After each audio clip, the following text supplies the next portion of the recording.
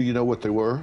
I do not know what they were. All I know was it was like a purple pill. So then I went to sleep. Okay. When Josh came in, did he assault you, or did he? Josh was the only one who didn't do any sexual stuff. Okay. He drugged you. Yeah, he... But he didn't sexually assault you. What did he say? He was the main one who was quiet. Like, if I had to go on a scale of who was the nicest one out of them three, I'd say it was Josh.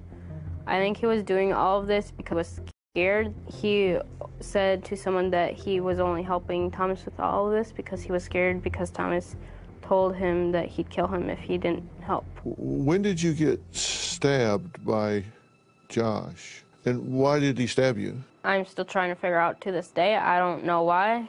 Where did he stab you? He stabbed me right here. Uh-huh. And what kind of knife?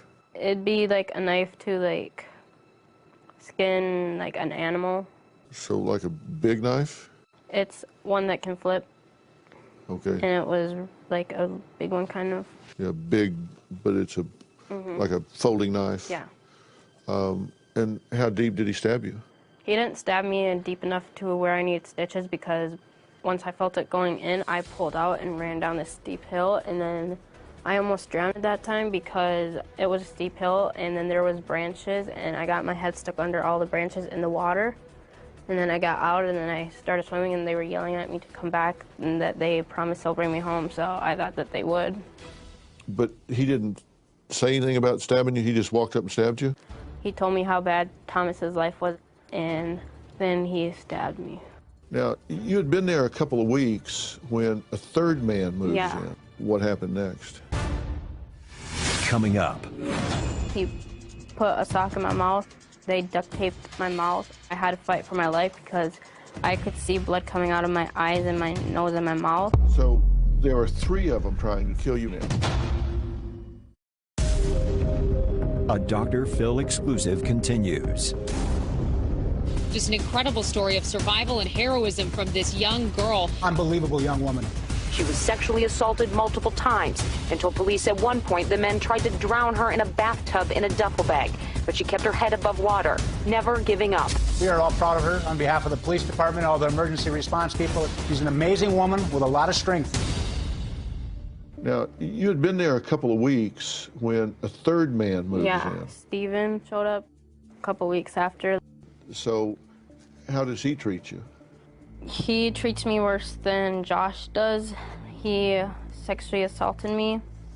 He was one of the ones who, like, when they tried drowning me for the 3rd time, he put a sock in my mouth and then they duct taped like my mouth and the sock. Then they tried drowning me and I kept on fighting because at that point I had to fight for my life because I could see blood coming out of my eyes and my nose and my mouth. So there are 3 of them trying to drown you now. Yeah. And the 3 of them can't get it done. Because I was fighting. You're fighting hard. Is it safe to say these aren't the brightest guys in the world? Yes. You knew that. They eventually fold you up in a fold-out couch. They put a pillow and then my face and then a fold-up couch on me, and then the biggest guy, which was Josh, he sat on it. So they put you in there, put a pillow on your head, then fold you up in the couch, and then they all sit on it to suffocate you. But like, I was rolling around so it didn't work, and I could kick and stuff, so. So you can push up enough where you can breathe. So they've now tried to drown you 3 times. And now they've folded you up in a couch and tried to suffocate you. Now, this is, what, 3 weeks in? Yeah.